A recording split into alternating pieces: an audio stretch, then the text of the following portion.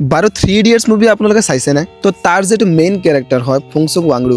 যেটো কাষ্ট কৰিছিল আমিৰ খানে যেটো ইনস্পায়াৰ হয় লাডাখৰ এজন scientist nature and social activist and education reformer Sonam ৱাংচুকৰ পৰা তেওঁ স্থাপনা কৰিছিল SECMOL সোলজাৰ্ছবোৰৰ বাবে সোলাৰ হিটাৰ টেণ্ট বনাইছিল কৃষকসকলৰ পানীৰ অভাৱ নহওক তাৰ বাবে লাডাখত আইচ স্তূপা তেওঁ বনোৱাইছিল তো আইৰনি এইটো হয় যে তেওঁক ভৰি থোৱা হৈছে জেলত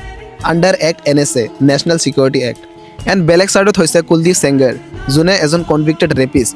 যাক যাৱজ্জীৱন কাৰাদণ্ড দিয়া হৈছিল কিন্তু তেওঁক সুপ্ৰিম কোৰ্টে বেল দি দিয়ে এণ্ড আৰু এজন হৈছে ওমৰ খালিদ যাক 4 বছৰ ধৰি জেলত ভৰাই থৈ দিছে without any conviction Omar Khalid has made 6 attempts to get bail and he's been unsuccessful every time. तो सारे जहां से अच्छा हिंदुस्तान हमारा गाते गाते हंसते हंसते जेल चले जाएंगे लेकिन इस देश को आपको बर्बाद करने नहीं देंगे মানে তেওঁক বিনা কাৰণত জেলত ভৰাই থৈ আহিছে কাৰণ তেওঁ চিষ্টেমৰ বিৰুদ্ধে মাত মাতিছিলে এণ্ড তেওঁ যিমানবাৰে বেলৰ বাবে এপ্লাই কৰে তেওঁক সিমানবাৰে ৰিজেক্ট কৰি দিয়া হয় তো ইয়াৰ পৰা আমি গম পালোঁ যে আপুনি যদি চিষ্টেমৰ বিৰুদ্ধে মাত মাতে তো আপুনি এজন ইণ্টাৰনেশ্যনেল অৰ ক্ৰিমিনেল